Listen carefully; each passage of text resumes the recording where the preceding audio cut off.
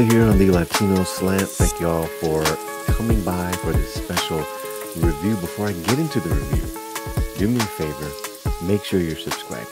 Then, on our road to 10K and beyond, tell a friend, get your primos, your tios, tell the closest 100 of your friends to come and subscribe to the channel right now. Golden Boy is a two-part documentary on Max about the life and times of boxer champion Oscar de la Hoya.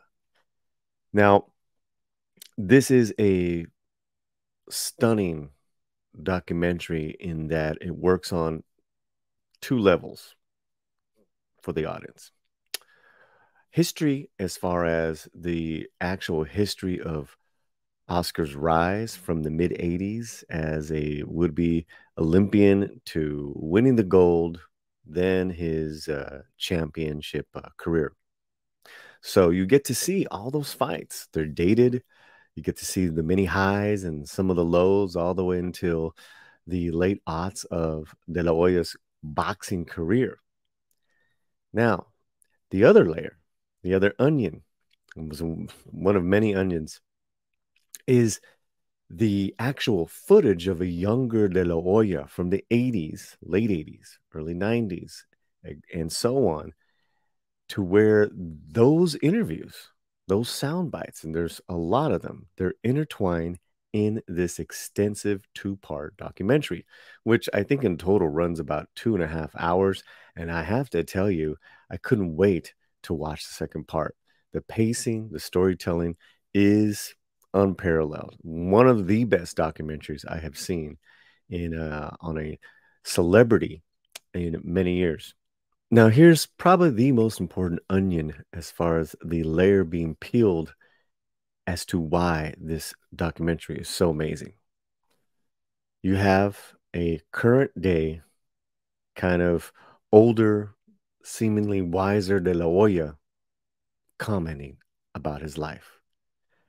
But at the same time, he's commentating on his own life at that point. Case in point, where he's talking about the lie of the golden boy, where he never promised verbally to his mom on her deathbed that he was going to win the gold for her. And of course, that became the lore, the legend that him and his family promoted. And he says that was all a lie. It was all a big fucking lie. And let me tell you, there's a lot of moments like that that I really appreciate the insight, the vulnerability, the honesty that De La Hoya shares with us, which makes for some great storytelling, some great watching. And there are many moments of self-reflection, of taking responsibility for his behavior that De La Hoya concedes to, shares with, which really at times can be a little uncomfortable, but at the same time, completely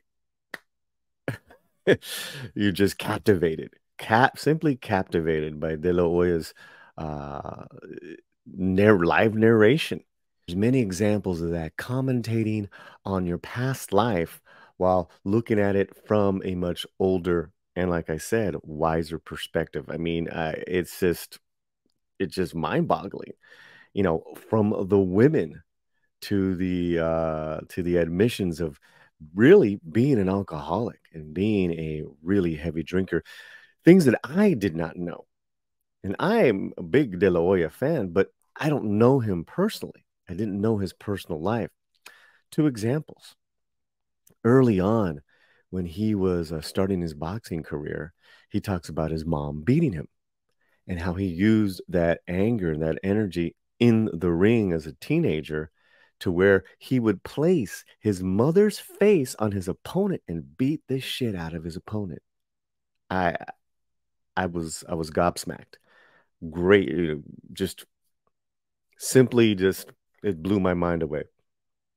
Another example too is in regards to him and his children, which I think rounds out the second part of this two-part documentary, in that we get to see them as young adults. We get to hear from them and their uh, kind of take on Oscar as a father, as a family man, which really was bad. and it's only now has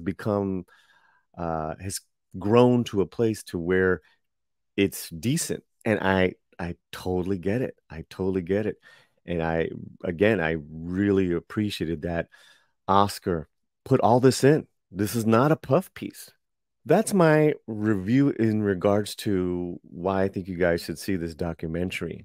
Want to tell you that the ending did leave me somewhat as an open-ended ending, in that his story of redemption, his story of recovery is really not done. So here's what I would like to see. I would love to interview Oscar. And in interviewing Oscar, my first question would be, you talked about your addiction to partying, to booze, to women. You were a heavy drinker, and you admitted that you were drunk most of the time of one of your last uh, boxing camps. Have you 12 stepped outside of your recovery when you went to rehab? Do you have a sponsor? Are you with other sober men? And that does that help you out in your current life? And if you don't, how do you maintain your sobriety?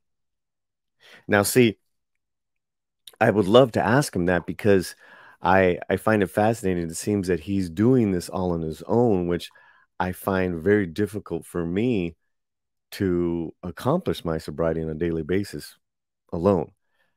So that would be one of my first questions. That would be really my first question, which would just open up a whole conversation with Oscar. From part one to part two, this entire 2.5 hours, he's having a conversation with you, which begs for more questions. So I would love that conversation to continue where we get to ask Oscar some questions about his life. And also, too, probably I would follow up in regards to how is your relationships with your children now, because they are grown adults. They have been the ones from young adulthood who have told you no. No one has ever told you no in your celebration in your celebrity life. How does that feel to have your loved ones tell you no when ones before never told you that? I mean, absolutely fantastic lessons that every celebrity as well could take a page from. So I really commend Oscar and the producers Mario Lopez, Mark Wahlberg, for producing this with HBO Max. It's on Max. It's called The Golden Boy, the Oscar de la Hoya story. It traverses his life from the mid 80s all the way till now. I hope you enjoyed this review. And again, don't forget, make sure you are subscribed. Tell all your friends about the Latino slant and how special we are. And wherever you're at, keep your slant fuerte. Gracias.